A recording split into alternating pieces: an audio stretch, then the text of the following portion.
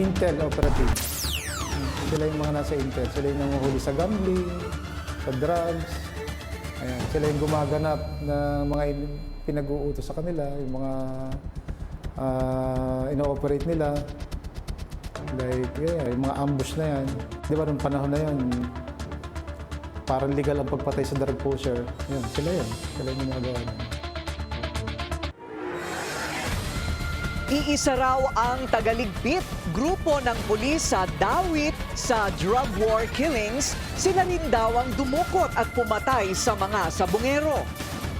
Yan ang isiniwalat ng bagong testigo. Mga Intel operatives ang kanyang itinuturo. Sa Ground Zero sa Taal Lake, kasado na ang paghahanap sa mga biktima. Hindi naman papaareglo ang ilang naulilang pamilya. Magandang gabi, ako po si Pinky Webb. Simulcast tayo sa DWAR Abante Radio at 94.7 Mellow BFM. Ako naman, si Willard Check. Mapapanood din tayo sa Beam TV 31, Signal Channel 24, Converge 74, Sky Cable Channel 33, at Samsung TV Plus. At ako si Corina Sanchez Rojas. Simulan na natin ang agenda. Mga pulis na sangkot sa extrajudicial killing sa drug war, nasa likod din umano ng pagkawala ng mga sabungero. Marami raw sa kanila, intelligence officers. Samantala, paghahanap sa mga biktima sa Taal Lake, kasado na ang live update tutukan. It's official. Corpcom veteran at dating journalist Dave Gomez itinalagang bagong PCO chief. J. Ruiz inilipat sa Manila Economic Cultural Office o MECO. Mga alias lang, VP Sara dinepensahan ang mga kahinahinalang pangalan ng mga recipient ng kanyang confidential funds. Ilang miyembro ng Kamara binweltahan. US President Donald Trump tinaasan ng taripa para sa Pilipinas. Economic team ni PBBM inaming nababahala. At rumored lovebirds Bea Alonzo and Pure Gold Air Vincent Co spotted sa airport. Saan naman kaya ang punta nila?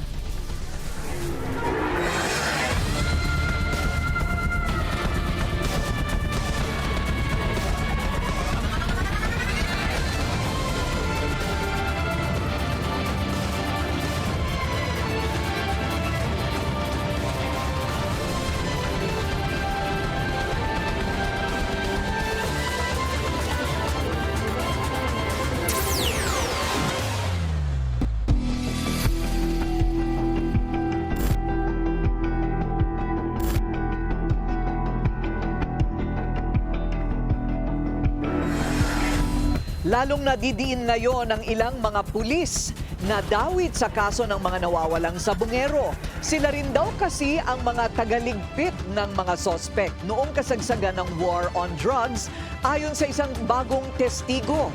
Yan ang agenda report ni Joash Malimban, live nag-uulat mula Calamba, Laguna. Joash, so ano ang sinabi ng bagong witness na ito na si Arvin Mangyat o Manggiat?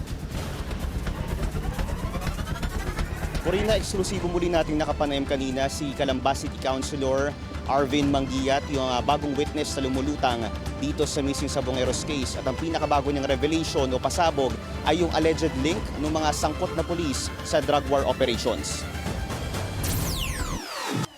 Mula sa pagdukot at pagpatay sa mga missing sabongero, parehong grupo umano ng mga pulis ang sangkot sa ilang extrajudicial killings noong kasagsagan ng madugong war on drugs. Marami sa kanila, intelligence officers. Yan ang kinumpirma ng bagong lumulutang na witness sa kaso ng mga missing sabongero, si Calamba City Councilor Arvin Manggiat, ang dating kapitan na siyang inambush at tinangkang patayin umano ng bilyonaryo at gambling tycoon na si Atong Ang matapos mapagkamalang sangkot sa panchochope. Intel operatives. Sila yung mga nasa Intel. Sila yung nanguhuli sa gambling, sa drugs. Ayan. Sila yung gumaganap na mga pinag-uutos sa kanila, yung mga ino-operate nila. Like, yung mga ambush na yan. Di ba, nung panahon na yun, parang legal ang pagpatay sa drug pusher. Yun. Sila yung gumagawa na yun. So, sabihin natin sir, yung ginagawa ng mga operatiba na ito, kumbaga, hindi siya entirely legal. Medyo off the record yung ginagawa nila. Parang Mas maraming off the record. Dating master agent ng isabong operation si Manggiyat. Kwento niya, mismong ang whistleblower na si Dondon Patidongan ang kumontak sa kanya para ipaalam na ang kanyang dating boss, ang mastermind sa tangkang pagpatay sa kanya noong 2021. Nag-usap kami. So ang buong akala ko, pag-uusapan lang namin yung mga sabungan niya dito sa Laguna. Kasi may mga sabungan siya dito. Akala ko yun ang i-offer niyang business. Nagulat na lang ako nung tanongin niya ako kung may suspect na raw ba ako dun sa mga umambo sa akin. Sabi ko meron. Sabi ko nga mga pulis. Sabi ko oo, mga pulis. Sabi niya, alam mo ba kung sino mastermind? Sabi ko yun ang hindi ko alam. Yun, sinabi niya sa akin na si Boss AA daw ang nagpaambo sa akin. So nagulat ako. Sabi ko sa kanya, sigurado ka pare, anong kasalanan ko? Yun agad ang una kong tinanong sa kanya, anong kasalanan ko? Ba't ako ipa-ambush? Paglalahad ni Manggiyat, bigla umano siyang nasama sa high value targets noong 2021. Ito yung listahan ng mga personalidad na sangkot umano sa illegal na droga. Depensa niya, wala siyang kinalaman dito at pauna nang natanggal ang kanyang pangalan sa listahan. Kaya laking gulat niya nang malamang muli pala itong ibinalik isang araw matapos maganap ang pag-ambush sa kanya. And then after nung ambush sa akin, tinawagan ako nung opisyal na tumulong sa akin para matanggal yung pangalan ko sa HBT. Tinanong niya ako, ano nangyari? Sabi ko, sir, eto, na-ambush. Sino daw suspect ko? Sabi ko, yung mga dati pa rin, sir. O, di ba wala na naman yung pangalan mo sa HBT? Sabi ko, oo nga, sir. So, ang ginawa niya, binerify niya ulit. So, nung day na ma-ambush ako, kinabukasan, ibinalik yung pangalan ko sa HBT. Ani Manggiyat, hindi umano pumasok sa kanyang isip na si Ang ang nasa likod ng ambush sa kanya. Kaya nagulat umano siya sa inilahad ni Patidongan. At tinanong niya ako kung sino yung mga suspect ko. So sinabi ko mga pulis. Sabi niya sino. So sinabi ko isa-isa sa kanya. At then sinabi niya, oh, tama, yan nga yung mga umambush sa'yo. Yan din yung mga nakakausap niya tungkol sa mga nawawalang magsasabong. Una nang inilahad ni Justice Secretary Boying Remulla sa Billionaire News Channel na intertwined ang missing sabongeros sa mga patayang naganap noong administrasyon ni dating Pangulong Rodrigo Duterte. Kinumpirma ni Manggiyat sa news team na kilala niya ang karamihan sa mga pulis na kasalukuyang nasa restrictive custody ng PNP. Pero daragdagan pa raw niya ito ng 3 sarhento at 1 police colonel, oras na magsampa siya ng kanyang official complaint sa NAPOLCOM sa susunod na linggo. Corina, nandito tayo ngayon sa labas ng Camp Vicente Lim dahil sinundan natin yung mga pamilya ng missing sabongeros. Dahil kanina kinuha na ng PNP CIDG dito sa May Kalamba yung kanilang official statements.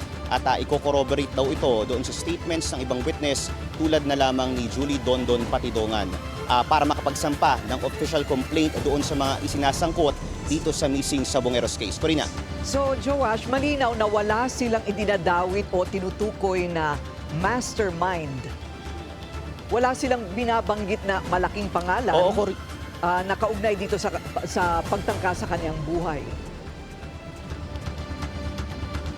Oo, Corina, ang sinasabi niya na mga pangalan dito na kilala niya ay yung mga pulis na dawit dito sa pag-ambush sa kanya na kinonfirm nga raw ni Dondon Patidongan at dun sa mga pangalan na nasa restrictive custody ng PNP ay yun din yung mga sangkot dito sa missing sabongeros case.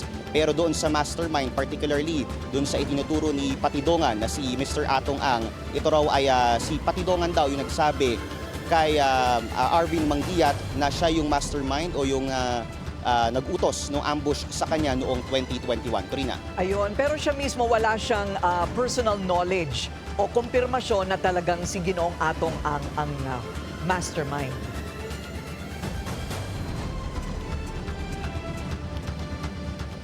Medyo nagkakaroon tayo ng technical difficulties, Okay. Corina, kung pwede makakiulit nung tanong. Alright. Wala siyang personal knowledge na talagang nasa likod ng lahat ng ito ang isang Atong Ang.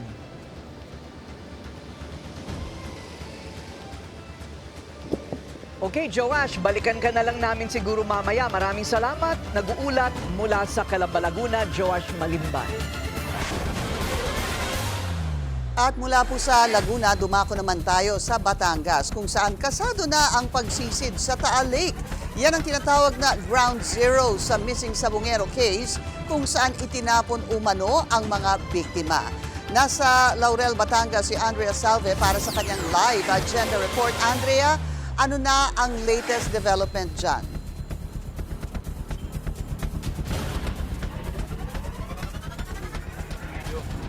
Pinky, isinagawa na nga ng Department of Justice sa tulong ng Philippine Coast Guard at PNP Criminal Investigation and Detection Group ang technical site assessment dito sa Taal Lake. Ito raw ang unang hakbang sa kanilang paghahanap sa mga nawawalang sabungero. Umpisa pa lang ay malinaw na sa DOJ na hindi sila agad-agad na makakasisid ngayong araw. Mahalaga raw kasi na masuri muna ang kondisyon ng tubig at lalim ng Taal Lake. Umaasa silang kahit na hindi makuha ang labi ng nawawalang mga sabungero, ang pagsubok na mahanap ito ay para sa ikauusad ng kaso. I cannot say for certain kung gaano ka-confident po tayo, pero it is worth the effort, it is worth looking into, kaya Sa kanilang briefing, napagkasunduan ng mga ahensya na dapat ay mas focused ang kanilang paghahanap dahil malawak daw ang lawa. Ayon din daw sa mga eksperto, meron pa silang mahahanap na maaaring gamitin sa kaso pero hindi na tinukoy ng DOJ kung ano-ano ang mga ito. Bagaman aminadong mas makakatulong na mapalakas ang kaso kung may mahanap silang mga labi, ang kailangan umano nila sa search and retrieval operations ay ang patotohanan na may naganap na pamamaslang. Ayon pa kay Asek Clavano, they do not want to leave any stone unturned.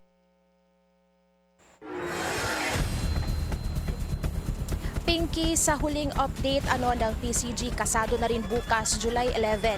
Yun na yung mismong magiging unang araw ng pagsisid ng kanilang technical wreck divers sa Taal Lake. Yan ay kung magiging maganda ang lagay ng panahon. Pinky. Okay, so bukas na pala yan, Andrea, July 11. Pero gaya ng sabi mo, importanteng kailangan maganda ang lagay ng panahon. Andrea, may nabanggit ba ang Coast Guard kung gaano katagal nila inaasahan ang dive o kaya yung retrieval operations?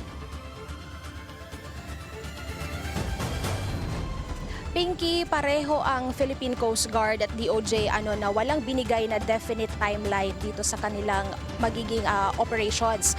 Pero moving forward, simula bukas ay araw-araw na nila itong gagawin. Pero magdedepende nga yan sa restrictions. Gaya nga ng nasabi mo, yung lagay ng panahon at of course yung lagay ng bulkan at yung dilim dahil nga murky yung tubig, hindi sila pwedeng sumisid kapag kagabi. Pinky. Tama. Tingin ba ng Coast Guard, Andrea, may nasabi ba sila kung sa kanilang palagay ay meron pa silang makikitang mga labi? Sa parte ng PCG, Pinky, they're more on the operational detail side, yung technical aspect nitong operations. Pero ayon nga sa DOJ kay Asek Clavano, ay wala naman talagang garantiya kung meron silang makukuha pang mga labi rito. What they're doing right now is just to assure the public na all leads are pursued sa kasong ito. Lalo itong testimony ni alias Toto, yung ating whistleblower, ang itinuturing nilang one of, if not the biggest leads sa kasong ito. At saka sinabi rin ni Asek Clavano kanina na kung may makukuha nga silang labi ay mas magiging makakatulong yon na mapalakas pa yung kaso nitong missing sabungeros. Pero kung wala, maghahanap sila ng kagaya ng sabi ng experts, pwede pa silang may mahanap na iba pang mga pieces of evidence na makakatulong din sa kaso. Pinky. So gaya ng sabi ni Andrea, ang plano ay ang sisid mangyari yan bukas. Andrea, andyan ka kahapon compared to today, parang mas maganda ang lagay ng panahon ngayong araw. Tama ba? Yes, Pinky, mas maganda ang lagay ng panahon pero still rough waters. Pero kahapon nag-live tayo, umambon. Ngayon ay parating na naman yung malakas na ulan. Mahirap talagang i-gauge kung magiging maganda ba or hindi yung panahon at yung syempre yung lakas ng alon dahil kanina yun nga yung naging isa sa mga hamon ng PCG, yung kalaban talaga nila dito sa Taal yung lakas talaga ng alon.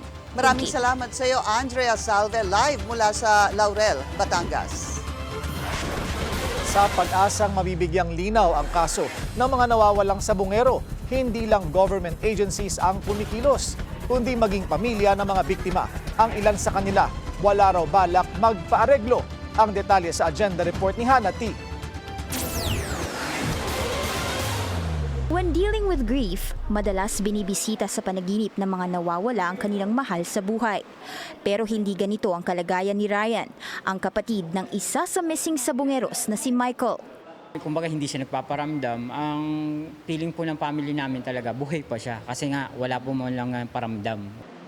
Sa kabila nito, masaya sila sa initiative ng mga ahensya ngayong araw para magkasa ng diving operations sa Batangas, kung saan hinihinalang naroon ang mga katawan ng missing sabungeros. Sana nga lang po gumanday pa naman para hindi matigil yung nila. Kasama ni Ryan, dumulog ang families ng missing sabungeros sa PNP para maghain ng panibagong mga affidavit bilang bahagi ng full cooperation nila sa ahensya. Driver lang noon si Michael nang mawala noong April 2021 sa Santa Cruz, Laguna, kasama ang 3 iba pa. Bukod sa pagiging driver, naging bahagi rin daw siya ng Barangay Tanod sa San Jose del Monte, Bulacan. Pero paano nga ba siya nakaabot sa sabungan sa Laguna? Isang financier umano ang nanghimok sa 4 sabungeros kabilang si Michael na dumalo sa isang derby. Matapos ang kanilang disappearance, sumubok pa raw ang Bautista family na pumasok sa nasabing sabungan pero walang ni isang nakapagturo kung nasaan si Michael. Sa haba ng panahong nawala si Michael, wala raw silang balak magpabayad sa kanino man. Ilang pamilya na rin kasi ang hinihinalang pumatol sa settlement at nagpaareglo sa di pa kinikilalang mga personalidad. Kahit ilang milyon pa po ibayad nila sa amin, hindi po matutumbasan ng pera ang buhay na kinuha nila. Kabilang sa di umano'y nagpaareglo, partner ng isa sa missing sabungeros noong 2022.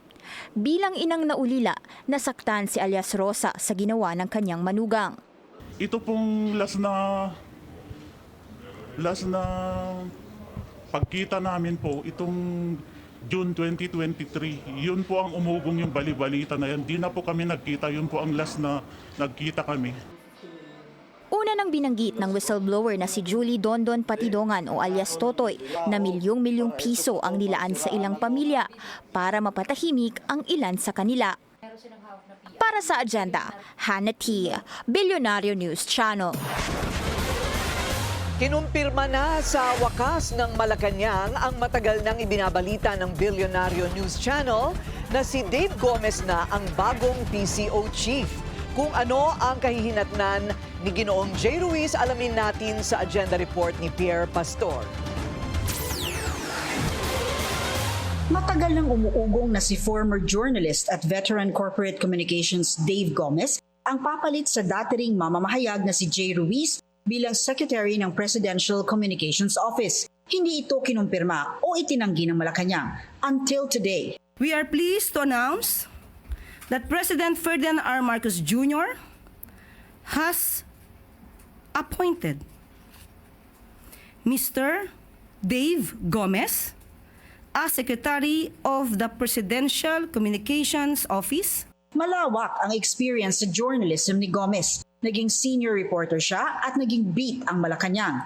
Dati rin siyang Director General ng Philippine Information Agency. Secretary Dave will ensure clear and truthful government messaging for every Filipino. Si Gomez na ang pang-5 PCO chief ng Marcos Jr. administration after Ruiz, Cesar Chavez, Cheloy Garafil at Trixie Angeles. As for Ruiz, magsisilbi siyang miyembro ng Board of Directors ng Manila Economic and Cultural Office o MECO, kung saan si Garafil ang chairman. Sa kanyang pahayag, nagpapasalamat si Ruiz sa pagkakataong ibinigay sa kanya ng Pangulo para magsilbi sa kanyang bagong role sa gobyerno. Tinawag din niyang learning experience ang halos 5 buwan niya sa PCO.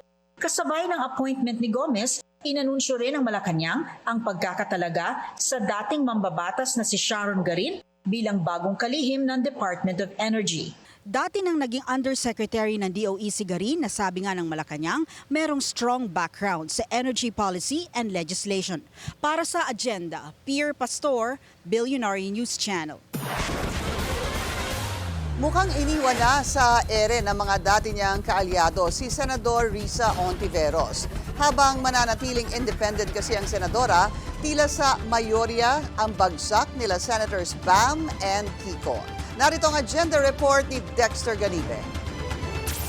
Buo ang loob ni Senador Risa Hontiveros at hindi raw siya na-hurt sa mga bali-balitang iniwan na siya ni na Senador Bam Aquino at Kiko Pangilinan na kanyang ikinampanya to the max noong nagdaang midterm elections. Naniniwala ang mambabatas na responsable at accountable naman sina Bam at Kiko sa kung anuman ang kanilang desisyon. Unang umugong at nag-leak sa Senado na suportado ni na Kiko at Bam ang Senate presidency ni SP Cheese Escudero.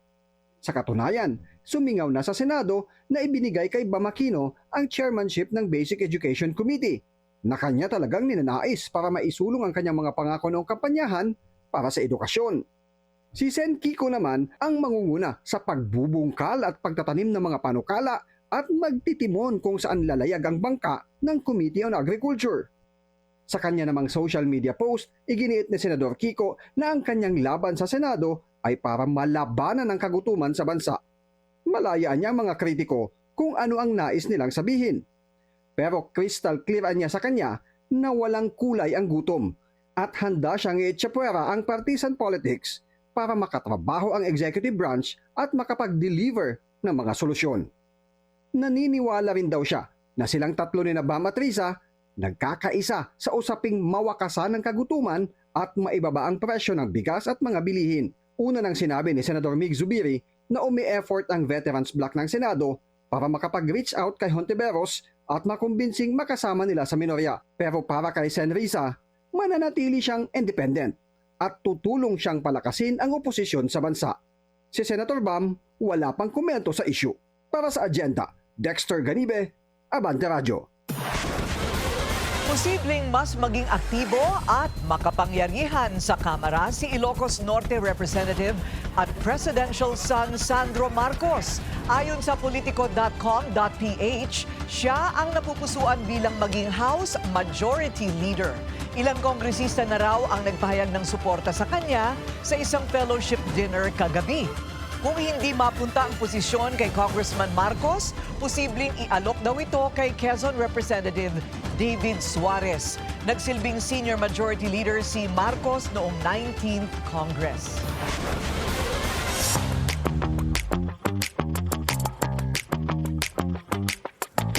Alam niyo, spotted na naman ang rumored lovebirds na sina Bea Alonzo and Pure Gold Air Vincent Po.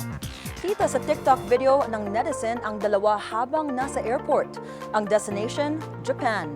Noong weekend lang, nakita rin si Bea at Vincent na holding hands. Very soft launch sa isang Pure Gold event sa Philippine Arena.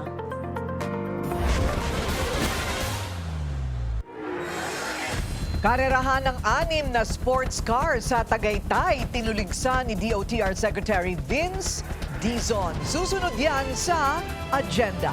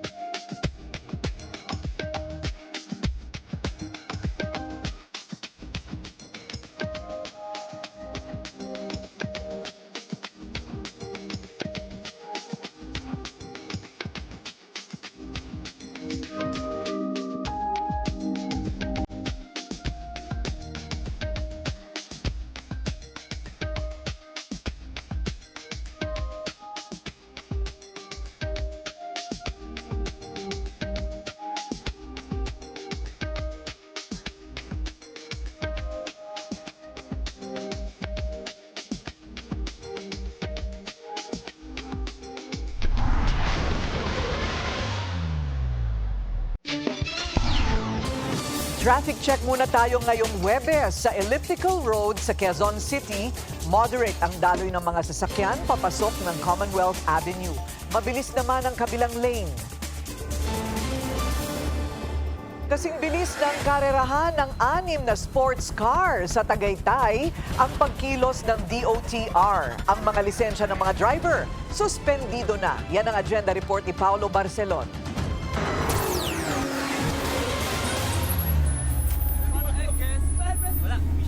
Kita sa viral video ang tila mala video game na karerahan ng 6 na sports car sa Tagaytay. Aakalain mong circuit mode sa Need for Speed ang karera dahil ang mga kotseng involved, isang BMW M4, 2 Mazda MX-5, isang Chevrolet Camaro, isang Nissan Z at isang Ford Mustang. Dahil sa insidente, fast na furious si Transportation Secretary Vince Dizon. Agad pinasuspinde ng kalihim ang lisensya ng 6 na driver na nauna ng pinatawan ng show cause order. Any abuse sa kalye, ke bus, ke jeep, ke taxi, ke sports car, wala kaming pakialam dito sa LTO at sa DOTR. Kahit sports car pa yan. Lahat yan, suspendido yung mga driver niya, 90 days. Nangyari ang karera halos 1 buwan mula nang may 5 teenager na nasawi matapos bumangga ang sakay nilang minivan sa Tagaytay. Dahil sa sunod-sunod na insidente, paiigtingin na ng LTO at ng Department of Transportation, katuwang ang PNP Highway Patrol Group ang pagbabantay sa mga kalye ng Tagaytay at iba pang highway spots. Ang solusyon namin, kailangan tayong mag-deputize sa ating mga law enforcement agencies tulad ng PNP at iba pa. No, lalong-lalo na yung ating highway patrol. Nakita po natin yung kanilang mga video na nagkakarera po sila sa isang public highway. So, but again, I don't want to preempt the resolution of the case. Hintayin po natin silang sumagot. Bakit nila ginawa yun? Sa July 14, nakatakdang humarap sa LTO ang mga may-ari ng nasabing sports cars para sa hearing. Para sa agenda, Paulo Barcelon, Bilyonaryo News Channel. Magsampa ng kaso kung kinakailangan. Yan ang mensahe ni VP Sara sa dating testigo ng Senado na sinuhulan umano ni Senador Risa Hontiveros. Pasaring pa ng bise, baka pati ICC witnesses, pinabayaran din. Narito ang agenda report ni Hannity. Mismong si Vice President Sara Duterte ang may panibagong paratang laban kay Senator Risa Hontiveros. Bago pa man lumitaw ang di umano'y paid Senate witness na si Michael Murillo o alias Rene, nabasa na raw ng VP ang affidavit nito. Doon nakasaad na nagkanlong umano si Hontiveros ng ilang ICC witnesses. Si Murillo ang nooy testigo sa isang Senate hearing ni Hontiveros tungkol sa KOJC abuses, kung saan nadawit din ang pangalan ng bise at ng kanyang amang si FPRRD. Merong mga nakalagay doon na nakasama niya ang mga witnesses ko ng ICC doon sa isang bahay kung saan siya pinatiram ni Senator Hontiveros. Una nang tinanggi ni Hontiveros na may kondo siyang pagmamayari bilang buwelta sa sinabi ni Murillo na pinapatuloy daw siya doon ng senadora. He was moved between safe houses because he was afraid that his life was in danger. Hinimok ni VP Sara si Murillo na magsampa na ng kaso if needed. Dapat gawin niya din yon para nasasabi niya yung totoo sa loob ng korte at nakakasagot din ng maayos yung mga akusado sa loob din ng korte. 1 million pesos umano ang binayad ni Hontiveros sa witness para idawit ang pangalan ng mag-amang Duterte at ni Pastor Apollo Kibuloy. Humirit na ng kasong cyber libel si Hontiveros laban kina Murillo at iba pang vloggers na sangkot umano sa paninira sa kanya. Si Murillo ay isa sa 14 witnesses na naglahad ng sexual at physical abuses sa loob ng property ni Kibuloy at nagsabing nakita niya ang mag-amang Duterte na lumabas doon nang may dalang mga bag ng armas. Nananatiling detained si Kibuloy na naharap sa patong-patong na kaso kabilang ang non-bailable qualified human trafficking. Para sa agenda, Hannity, Bilyonaryo News Channel. Wala na talagang atrasan Handa na raw si VP Sara na sagutin ang ilang mga issue.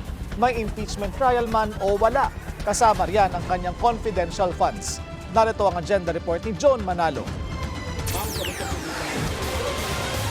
Naninindigan si Vice President Sara Duterte na madalas daw ginagamit ang aliases sa intelligence operations. Kaya handa raw ang kanyang kampo na ipaliwanag sa impeachment trial ang kontrobersyal na mga resibong may fictitious names. Isa na nga rito ang sumikat na si Mary Grace Piatos. May 2 intelligence experts daw mula sa kanyang kampo na magsisilbing resource persons. Our lawyers are preparing for the trial and collecting pieces of evidence and gathering affidavits from witnesses that they will present during trial. Let us wait for the trial. And as I said yesterday, if there is no trial, then I will answer it publicly. But I just want to wait what will happen to the articles of impeachment. May patutsada rin ang bise tungkol sa pahayag ng ilang miyembro ng Kamara, lalo na sa nabansagang budol gang sa OVP confidential funds. But let me just say this, no, na I think it is wrong for everyone to pick up as truth or as a fact all the pronouncements of the members of the House of Representatives, particularly with the fictitious names, because there are rules in intelligence operations, and you already heard some of intelligence people who work in intelligence say that aliases are often used in intelligence operations. Pagdating naman sa proposed budget ng OVP for 2026, kung saan wala silang hininging confidential funds, ang bagong talagang spokesperson na si Ruth Castelo na raw ang bahalang sumagot tungkol dito. Dagdag ni VP, hindi parte ng trabaho ni Castelo ang maging attack dog. Her job is for the institution, it's for the office of the Vice President. No, it's not political, it's not for me. So that is why she will only bring good news, accomplishments, and announcements of the office of the Vice President. Nakwento naman ng bise sa isa pang panayam sa The Hague na welcome daw si FPRRD na tumira sa bahay ng ex-wife niyang si Elizabeth Zimmerman. Sakaling ibenta ng kanyang common law wife na si Honolat Avancenia ang bahay nila sa Davao City. Nang tanungin kung magbabati na ba sina FPRRD at Zimmerman, walang reconciliation. Ano lang, sabi ni Mama, okay naman daw na bumisita yung mga girlfriends. Walang problema sa... Grabe, no? Wala na sigurong parang friendship yung kanila. umugong ang usap-usapan tungkol sa bahay ni Duterte sa Doña Luisa Subdivision nang makitang may nakapaskil na for sale sign sa labas nito. Tinanggal din ang karatula matapos ang ilang araw. Para sa agenda, Joan Manalo, Billionario News Channel.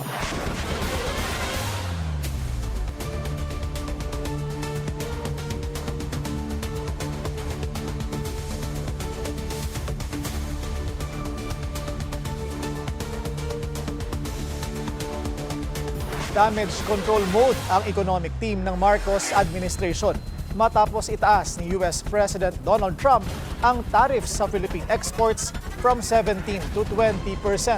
Ang detalye sa agenda report ni Sujin Kim. Bagamat nagpahayag ng pagkabahala ang pamahalaan, tila nakatuon pa rin ito sa positive side ng 20% tariffs na ipinataw sa bansa na magsisimula sa susunod na buwan. We are concerned that the U.S. has decided to impose a 20% tariff on Philippine exports. The fact remains, however, that the 20% rate is the second lowest among all reciprocal tariffs that the U.S. has imposed on the region, the lowest being the 10% of Singapore. Nilinaw ng economic team na ang pangunahing export ng bansa na semiconductors ay exempt sa taripa, hindi dahil nagkasundo sila sa trade relationships, kundi dahil sa kanilang sariling supply chains at national security considerations. % tariff. Okay. But America has sector-specific tariffs and sector-specific exemptions. So it has nothing to do with us. So the semiconductors that I'm talking about that are exempted is not because of us. It's because America chose to exempt certain semiconductor sectors because they deemed it important to their, for example, supply chain, or deemed it important to their national security. So they exempted certain semiconductor categories. And fortunately, swerte tayo that a lot of those that they exempted are actually our semiconductor exports to the United States. So the rest of the products are subject to the tariff. Sa kabila nito, malinaw na maraming iba pang produkto ang tatamaan ng dagdag buwis. Kabilang dito ang mga agri-exports, industrial goods at consumer products na wala sa listahan ng mga inexempt. Nakatakdang tumungo sa Washington ang Philippine delegation next week para ipagpatuloy ang mga negosasyon face-to-face. So myself, together with DTI Secretary Chris Roque, and Undersecretary Perry Rodolfo and Undersecretary Alan Hepty will be flying to the United States next week. This is actually a scheduled trip to the United States even before today's announcement. No? So there will be meetings next week amongst the trade representatives ng Amerika po at ng Pilipinas. And lastly, I just wanted to say that, of course, the economic team, the DTI, will continue to advance key economic reforms. Ngunit hindi ganito kahinahon ang pananaw ng mga eksperto at trade advocates. Ang Trade Justice Pilipinas tinawag itong blatant weaponization of trade policy. Ibig sabihin, hindi ito negosasyon kundi pamemwersa. Babala ng Economic Action Reform, instant ang magiging epekto nito sa electrical at electronic inputs. Magiging hadlang din ito sa ease of doing business. Iginiit ng Trade Justice Pilipinas, matagal nang nalulugi ang bansa sa di makatarungang terms of trade at ang panandaliang surplus ay hindi dapat gamitin na batayan para gawing target ang bansa. Panawagan ng mga advocate, oras nang bawasan ang dependence sa US markets at tumingin na lamang sa loob ng ASEAN region o iba pang mga nation na may kaparehong sovereign values. Para sa Agenda, Sujin Kim, Billionaire News Channel. Ito po good news para sa ating mga motorista. Pwede nang gawing online ang renewal ng ating mga driver's license. Inilunsad ngayong araw ang online license renewal system ng LTO kung saan gamit ang eGov app ng DICT. Pwede nang gawing online ang buong proseso. Kabilang rin dito ang seminar at medical check-up. Pwede na ring ma-pick up ang lisensya on the same day o ipa-courier na ide-deliver naman within 3 days. Ayon kay DOTR Secretary Vince Dizon, paraan ito para mapabilis ang frontline services ng ahensya at masawata ang mga fixer. Ang message namin sa mga fixer, simple lang, maghanap na kayo ng ibang racket. Maghanap na kayo ng ibang racket. Maghanap na kayo ng ibang pagkakakitaan. Huwag nyo nang pagkakitaan yung mga kababayan natin. At huwag nyo nang abusuhin yung mga kababayan natin. PBBM nakisimpatya sa Amerika kasunod ng matinding baha sa Texas. Susunod yan sa Agenda.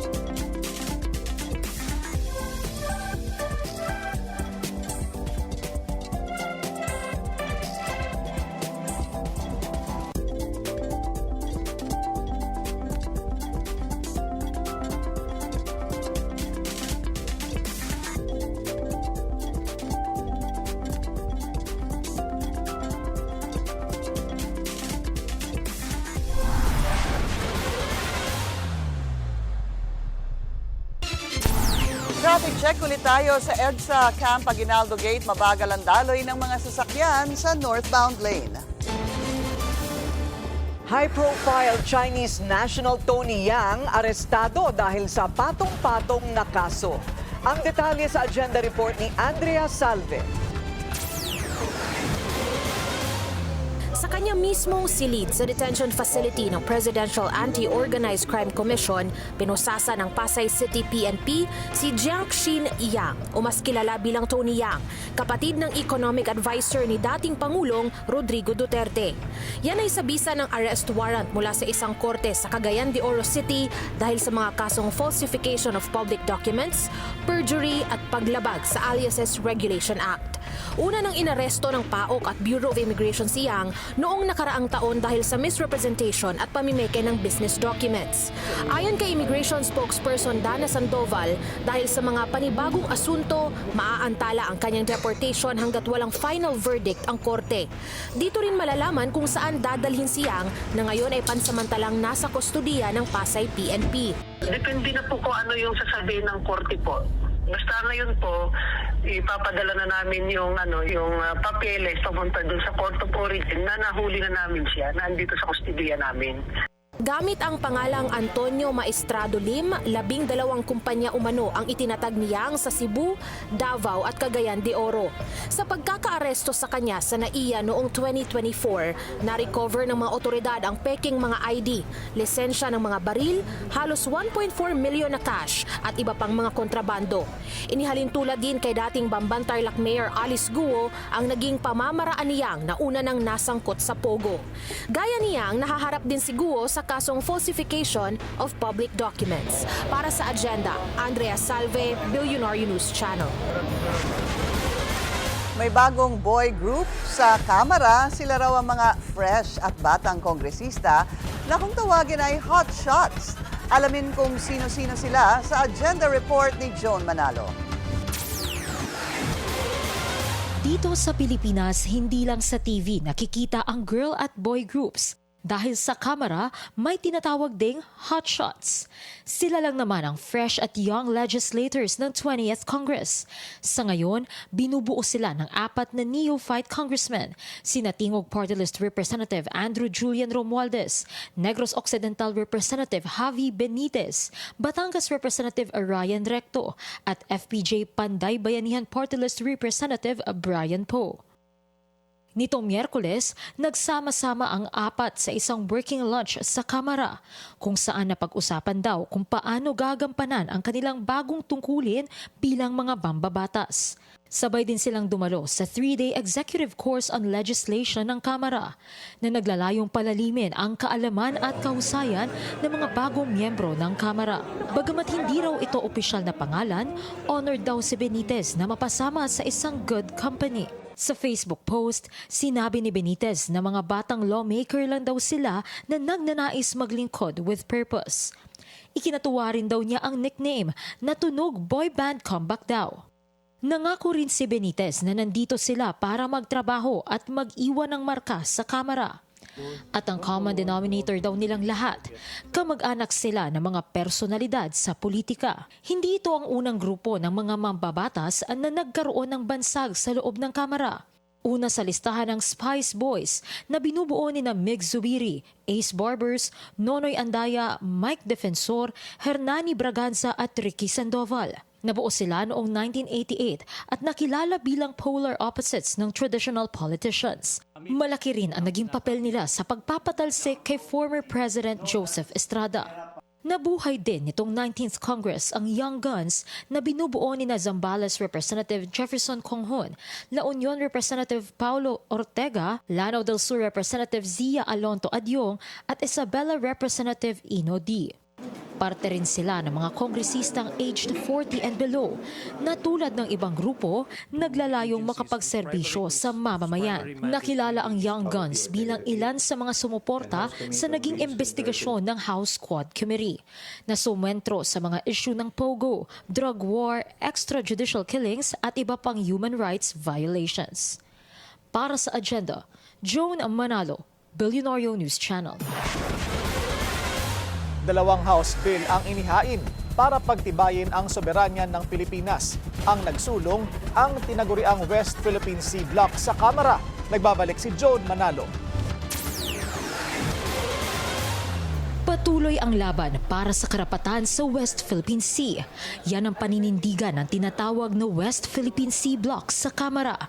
Binubuo ito ni Akbayan Party List Representatives Chel Jokno, Percy Sendanya at Dada Ismula, ML Party List Representative Laila de Lima, Albay Representative Crisel Lagman Luistro at Dinagat Islands Representative Arlene Bagao. Naghain sila ng 2 panukalang batas at isang resolusyon para mapaigting pa ang pagprotekta sa pinag-aagawang dagat. Una na rito ang House Bill No. 1626 na naglalayong ideklara ang July 12 bilang National West Philippine Sea Victory Day. July 12 is not just a date.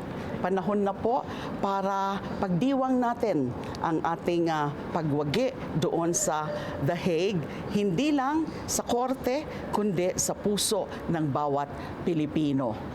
Diniin din ng panukala na sa kabila ng landmark 2016 arbitral ruling, nananatili pa rin ang mga Chinese vessels sa Panatag Shoal at iba pang bahagi ng West Philippine Sea at patuloy ang kanilang panghaharas sa mga Pilipinong mangingisda.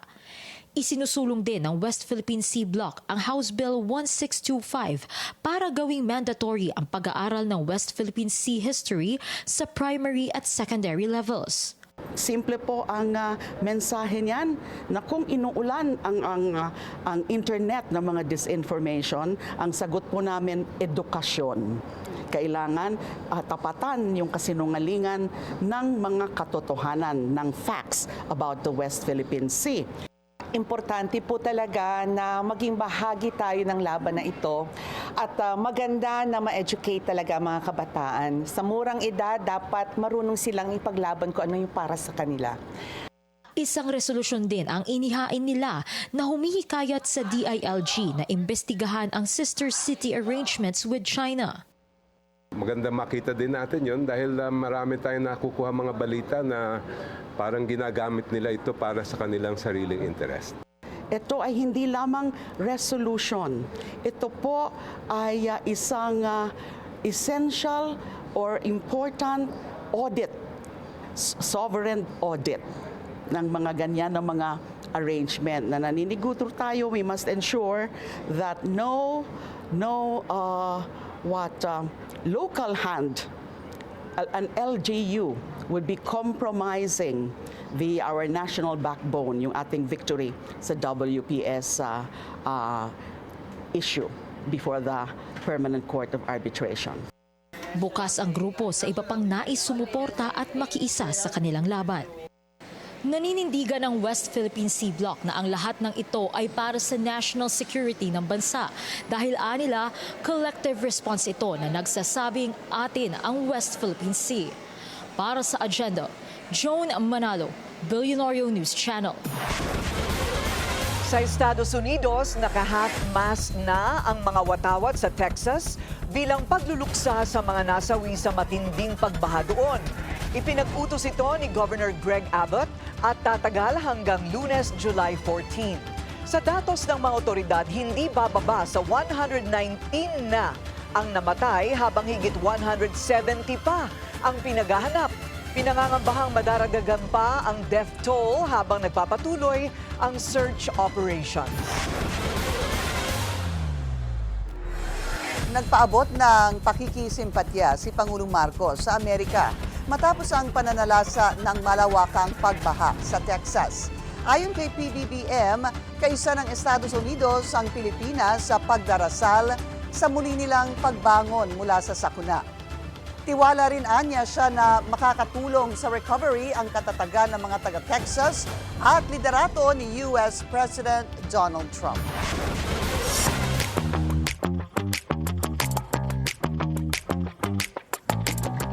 Star-studded ang naging final show ng designer na si Demna for Balenciaga.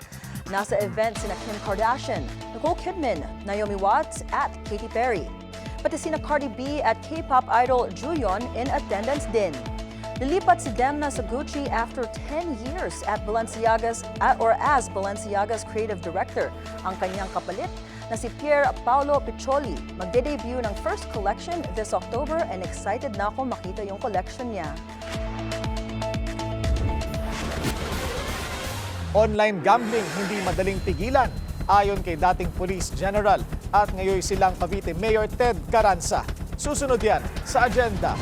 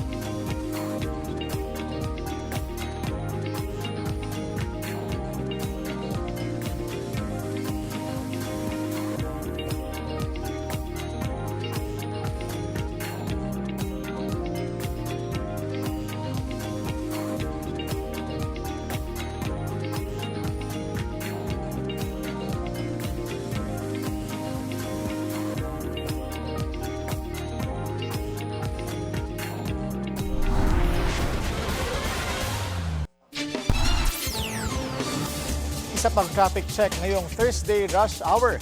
Sa EDSA White Plains, moderate to heavy ang daloy ng mga sasakyan sa north and southbound lanes. Hindi magiging madali ang pagpigil sa online gambling.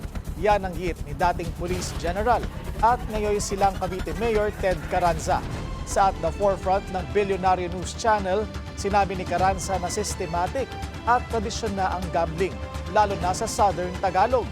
Wala raw siyang alam tungkol sa kaso ng mga missing sabungero. Pero kwento ni Carranza, matagal nang may karahasan sa sabungan. Earlier times, noong pong 1980s, sa isang sabungan po, sa experience ko, pag meron pong nagchochope, hindi ko na po sasabihin lugar, binabaril po ang timano sa ruweda. Dinadaya po yung mga pinipilay, ilalaban. Meron po ako isang insidenteng inimbestigahan before, that was 1989 sa isang sabungan. Babagsak po kasi sabungan, outright po binaril po yung magchochope. But the person who na bumaril po, hinuli po ng Philippine Constabulary. But one thing I noticed, pag ang lugar po ay nagiging progressive, nami-minimize po ang illegal number games. Kasi nagiging busy na sa trabaho at may kinikita na regular. Uproar in Siargao. Umuugong ang mga reklamo laban sa ilang Israeli tourists sa Siargao. Hindi raw maganda ang kanilang inaasal sa isla. Narito ang agenda report ni Hannah T. Masyadong disrespectful ang ilang Israeli tourists sa Siargao. Yan ang reklamo ng mga lokal doon matapos ang di umano'y harassment at discrimination na naranasan nila sa mga nasabing turista.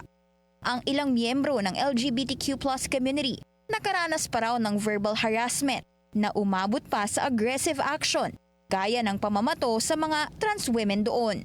Sa ngayon deleted ng Facebook post, sinabi ng isang concerned citizen na grabe ang harassment na dinanas nila at imbis na mag-sorry ang mga Israeli, lalo pa raw nito pinalala ang sitwasyon.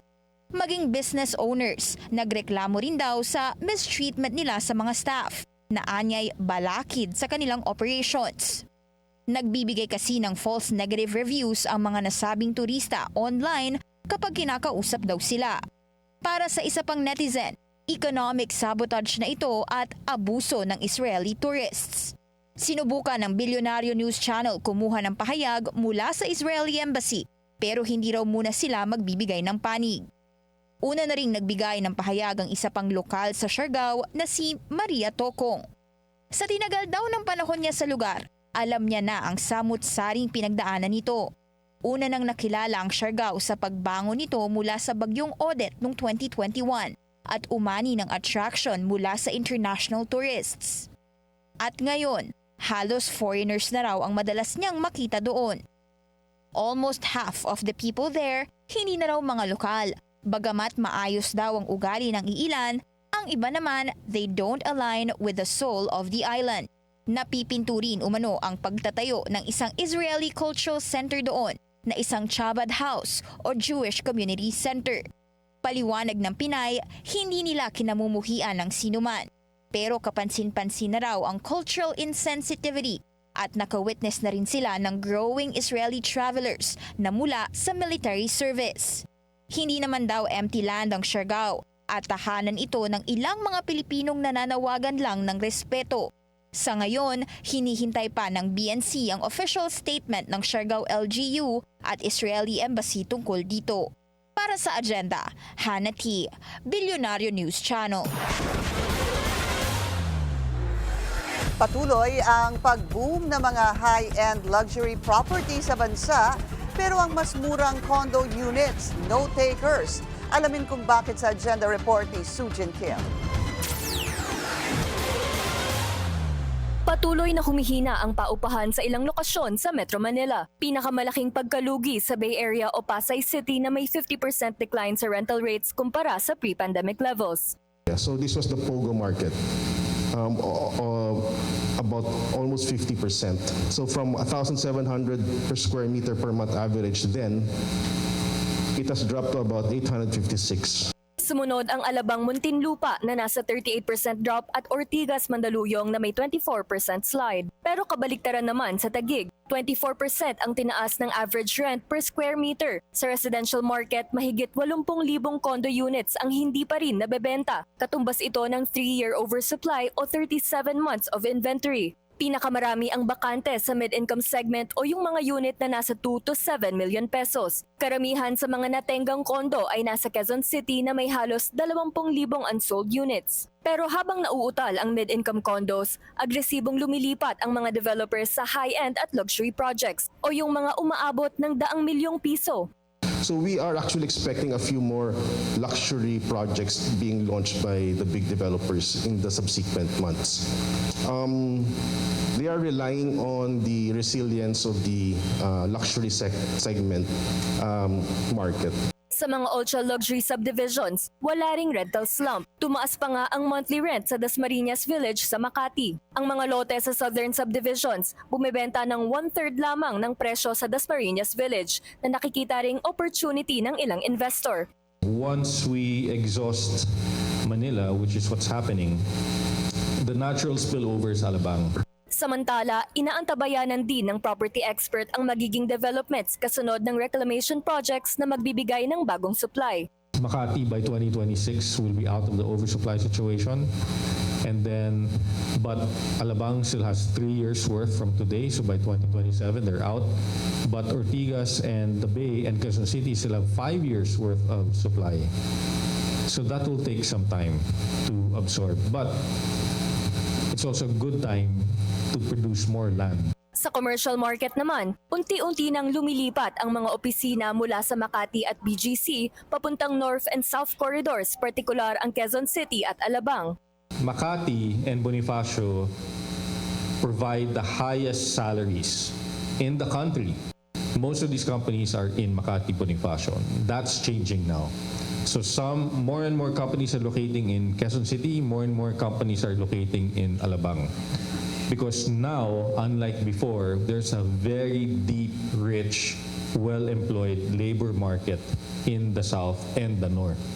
So companies are now looking to take advantage of that. Sa kabila ng mga hamon, nananatiling sandigan ng office sector ang BPO industry na patuloy na tumutulong bunuan ang mga bakanting opisina at nagtutulak ng demand sa loob at labas ng tradisyonal na CBDs. Para sa Agenda, Sujin Kim, Billionaire News Channel. Double celebration ang ipinagdiwang ng insurance provider na InLife. Bukod sa kanilang 115th anniversary, nakapagtala rin sila ng malakas na income sa kabila ng global challenges. Ang detalye sa Agenda Report ni G. Baroga. Maingay ang simula ng 2025, mula sa geopolitical tensions hanggang sa taripa ng Trump 2.0. Pero para sa InLife, tila maganda pa rin ang tinutugtog ng kanilang mga numero. Nagpakita ng tuloy-tuloy na financial growth ang InLife noong 2024, mas mataas kumpara noong 2023. Maaaring maliit lang ang 2% pagtaas sa net income, pero malaking bagay na rin yan sa panahon ng krisis. Ayon kay InLife President at CEO Raul Letawa, malaki ang naging papel ng mas malakas na insurance sales at smart investments sa tinatawag niyang debt securities sa momentum ng kumpanya. Dagdag pa niya, they're in better shape now despite all the headwinds. On the top line, our sales across all channels have been registering double-digit growth. And we continue to receive commendations and awards for customer service. That for me is the most important thing, that we should be always head and shoulders above the rest when it comes to service because, again, we are a mutual company. Bukod sa lagay ng ekonomiya, binabantayan din ni InLife Executive Chairman Nina Aguas at ng kumpanya ang mabilis na pagbabago dahil sa teknolohiya. New technologies, especially artificial intelligence, are transforming how we live, how we work, and how we connect. These changes bring about both promise, but more pressure. They've steered hope, but mostly anxiety. Hindi lang kita ang pinapahalagahan ng InLife, kundi pati community connection. Bilang bahagi ng kanilang 115th year, isinagawa nila ang Harmonies in Life, isang gabi ng musika at pasasalamat para sa kanilang mga kliyente at partners. Tampok sa concert ang mga performance mula sa Opera Bells at Manila Symphony Orchestra, kasama rin ang special appearance ni megastar Sharon Cuneta. The arts, I think that's one of the things that binds us together as a nation, and we'd like to be very much active in arts and then music. And many of our policyholders actually enjoy, especially they enjoy concerts like this, presentations like this. Tumaas ang kita, mataas din ang moral. At para sa N-Life, tuloy pa rin ang tugtugin kahit ang mundo tila out of tune. Para sa Agenda, G. Baraga, Billionaire News Channel. Alamin naman natin ang lagay ng panahon mula kay Pag-asa Weather Specialist Lori De La Cruz. Lori, maulan pa rin ba ngayong gabi at sa mga susunod na araw? Ano ba ito? Tinanong ako kung mayroong paparating na bagyo, may bagyo o low pressure area. Hi Lori! Okay, balikan po natin ang Pag-asa sa ilang saglit po lamang.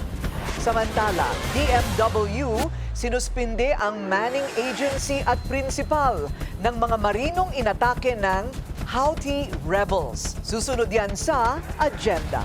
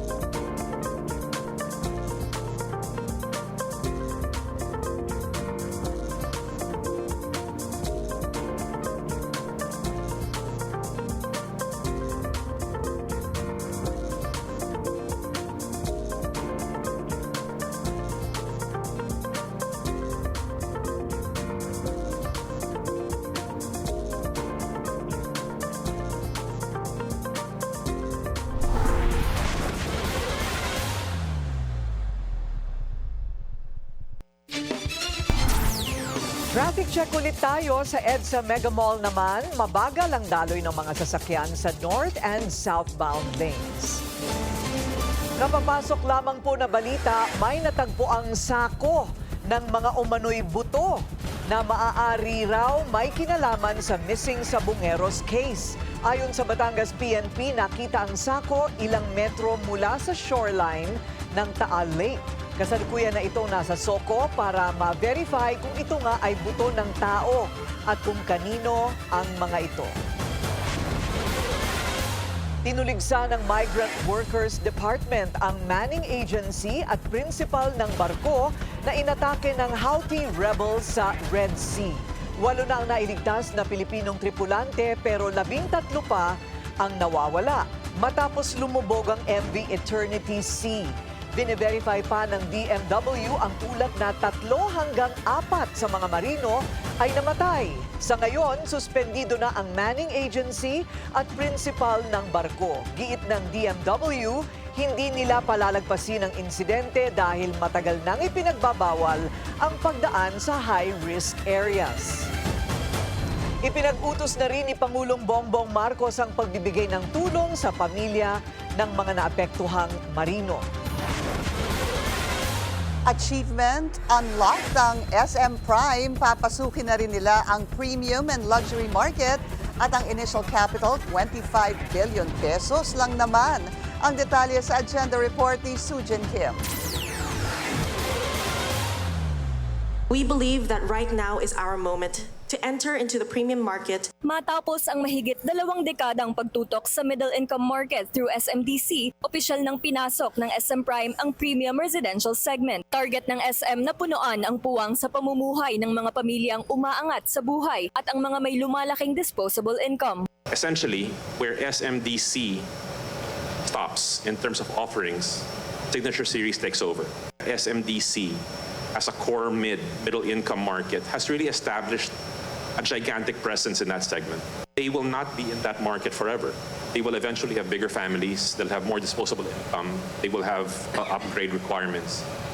But we have not been able to address those needs as they want to upgrade. Now, they have to go elsewhere. We want to be there for them, continue servicing them when their needs evolve. With greater wealth, with bigger families, with larger space requirements, we want to be there when that time comes for them.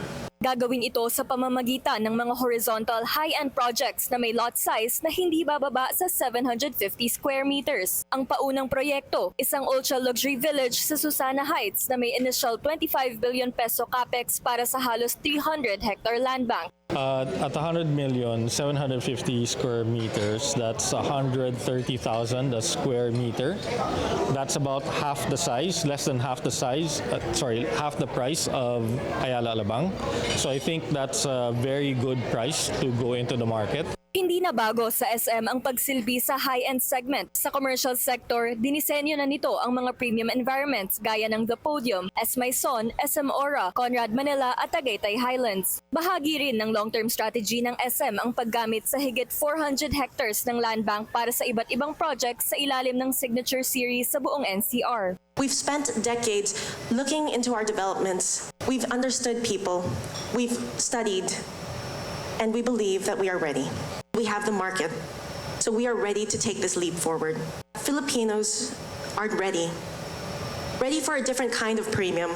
Ayon sa Lichu Property Consultants, tinatayang hindi bababa sa 5 to 6% ang magiging pagtaas sa land value sa Susana Heights kada taon dahil na rin sa mga new developments. Para sa Agenda, Sujin Kim, Billionaire News Channel. The Philippines wins big sa katatapos lang na 18th Poland Cup International Soft Tennis Tournament. Ang mga nauwing medalya, hindi lang isa o dalawa, kundi 8. Yan ang agenda report ni Sheila Salaysay. Pinangunahan ng pambansang coaches ng Soft Tennis Pilipinas na sina Winifredo De Leon at Michael Enriquez ang matagumpay na kampanya sa prestiyosong event na ginanap sa Poland. Nakamit ni De Leon at Enriquez ang gold sa 40-plus age division. Patunay na wala sa edad ang dedikasyon at determinasyon. Another great experience para sa amin kasi nanumbalik yung dati naming national team kami. Kami pa yung national team before. So, napaka-saya. Enjoy yung laro namin. Yung mindset na competitive talagang nandun pa rin. So yung fitness level, siyempre, hindi na ganoon kataas yung fitness level namin. Yung dating malalayong bola na naaabot mo pa, ngayon hindi mo na maabot. Mahigit isang dekada man nang huli silang maglaro competitively, tila hindi pa rin nawawala ang familiarity sa loob ng court. Hindi na kami before, nung kami pa yung mga players. So alam na namin yung team up namin. Pag sinabi niyang ganito, tapos inahanap na naman agad yung ipis ng kalaban. So ako, madali akong mag-adjust kasi sa yung baseliner ko, ako yung netter. So pag binigay niya doon, alam ko na agad kung ano yung gagawin ko. So para sa aming dalawa, yun yung tipak to namin. On their first tournament outside Asia, ito lang ang masasabi nila. Sa puso, talagang palaban pa rin tayo sa pagdating sa puso para sa bayan pa rin yung iniisip natin. Pag every point talagang pinipilit namin kunin. So, yun talagang hindi pa rin maalis yung pusong Pinoy na palaban. Kahit anong mangyari, lalaban tayo hanggang sa huling puntos. Bukod sa coaches, nakapag-uwi rin ng medalya si Princess Katindig sa women's singles, Bien Soleta at Princess Katindig sa women's doubles, Joseph Arcilia at Patrick Mendoza sa men's doubles, at Sherwin Nugget at Princess Katindig para sa mixed doubles. Matapos ang matagumpay na kampanya ng Soft Tennis Pilipinas sa Poland, sa susunod na linggo ay magkakaroon sila ng clinic bilang bahagi ng kanilang grassroots program. Sasali rin sila sa National Open sa Bacolod. Papalo naman ang pambansang kupunan sa Asian Championships sa Korea sa Setyembre. Para sa agenda, Sheila Salaysay, Billionaire News Channel. Pasok na sa PBA Philippine Cup Finals ang San Miguel Beer Men matapos talunin ang Barangay Ginebra sa Game 7 ng semis. Biguman, positibo ang Gin Kings na naging buhay na buhay ang kanilang Never Say Die spirit hanggang sa dulo. Yan ang agenda report ni Zeus Valdez ng Abante Radyo. Abante na sa PBA Season 49 Philippine Cup Finals ang San Miguel Beermen matapos ang solidong fourth quarter run na nagpatumba sa Barangay Ginebra, San Miguel sa kanilang winner-take-all Game 7. Sa bisa ng 100-93 na panalo, sinelyo ng Beermen ang kanilang ticket sa finals kung saan haharapin nila ang Talk and Text tropang 5G sa pagsubok na pigilan ang Grand Slam bid ng tropa. Hindi tumalab ang huling buwelta ng Gin Kings laban sa swabing opensa ng Beermen na pinangunahan ng veteran guard na si Chris Ross, kung saan may sagot ito sa bawat tangka ng Ginebra na makabalik sa laban. Katuwang si The Kraken Junmar Fajardo upang ipreserba ang kanilang kalamangan sa clutch moments. Lumobo ang lamang sa 98-89 matapos ang end one play ni Fajardo at two-pointer ni Ross. Bagamat sinubukan pang bumawi ni Jamie Malonzo sa pamamagitan ng isang 4-point shot, hindi ito naging sapat para mapigil ang pagratsyada ng San Miguel sa dulo. Di man nagtagumpay, sinabi ni Barangay Ginebra Team Governor Al Francis Chua sa eksklusibong panayam ng Abante Sports Now na positibo pa rin ang kanyang pananaw. Okay naman, nagkaroon ng mga injuries, di ba? Pero at least tumabalik ang Game 7. Good for the fans. Binanggit din niya na tinitignan ng management ang darating na draft at posibilidad ng trades bilang bahagi ng kanilang paghahanda para sa susunod na season. Tingin ko ganun pa rin dahil yung mga ibang mga injuries sa amin matagal pa. So, makita na lang natin kung makakakuha ng iba sa draft or ano, pero ganun pa rin. Para sa agenda, Zeus Valdez, Abante Radio.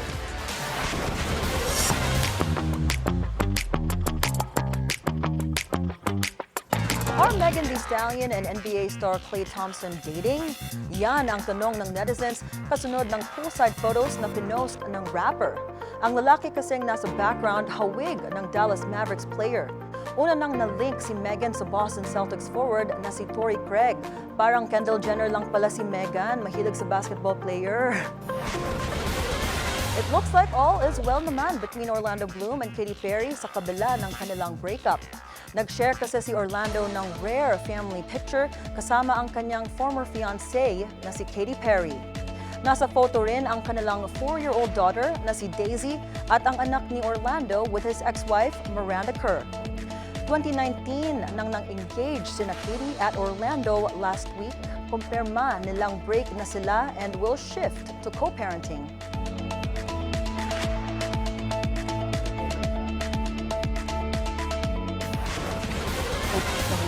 Okay. Ano ginawa mo? Nag-aayos ang buhok. Alam mo na, kasi dito po, kung hindi kami nag-aayos, sumasayaw kami. Kita niyo naman ang sayaw namin ni Wala pa sila Pinky and Mona. Malapit na yan. Daya, When's our debut daw, Pinky? Magpapa-debut tayo ng sayaw ni Pinky at saka ni Mami. Oo. Initiation pala to sa agenda. Yes, you have to dance. Oh, no. Kita mo yung mukha ni Willard di ba? Sobrang happy si Willard. Mukha siyang hotshot. Oo, si hotshot. Yeah, pwede kang hotshot. Pwede. Pag maging congressman ka. Yun ang bago ngayon. Yes, Hot hot So, shots. we have Benitez, Romualdez, Recto, Poe. Yes. O yung apat. So, Oo. binalikan nila diba Spice Boys. Tapos, ano yung pagkatapos si Spice Boys? Bright Boys ba? May Bright Boys ba nun? Bright ba sila? Hindi, pero Spice Boys. Spice Tapos Boys. meron, The Young Guns. Sorry, The Young Guns. The Young And then the Guns. Hot Shots. You know, it's nice though. You have a number of younger generation congressmen coming in. I only wish talaga na matupad yung kanilang hangarin na pagbutihin ang ating Serbisyo. bansa at ang Yes. kanilang serbisyo. That's our wish. At hindi makain ng sistema. Oo. Lalo na sila yung mga Nepo babies. Yeah. Di ba? Sabi ng Nepo baby, sorry pero yun ang realidad. Yun yung mga anak ng mga nauna ng politiko. Ayun. So sana nga, mabago nila ang sistema. Yeah, hopefully they're the next generation, so we'll see what they're gonna do. But you know what I discovered pala? Naku, napahaba na yung kwentuhan. Ang dami nating batas, pero hindi siya napapatupad. Actually, totoo yan. Hindi tayo nagkukulang sa batas. You know, there should be a committee on implementation. Right. Hindi ba? Right. Pwede yun. Traffic laws pa lang eh. Oo. Diba? Pero good luck. Ay, yung kanina, maganda yung story dun sa driver's license. Yes. Oo. Kaya naman pala, LTO. Alam mo naman si Vince. Slowly but surely. Alright, so, tingnan natin ang mga susunod na kaganapan sa Kamara. Yan po ang ating agenda ngayong gabi. Ako po si Pinky Webb. Ako naman, si Willard Cheng. Ako naman po, si Monique Tuzon. At ako si Corina Sanchez Rojas. Sa bawat issue may anggulo. At ang balita may agenda.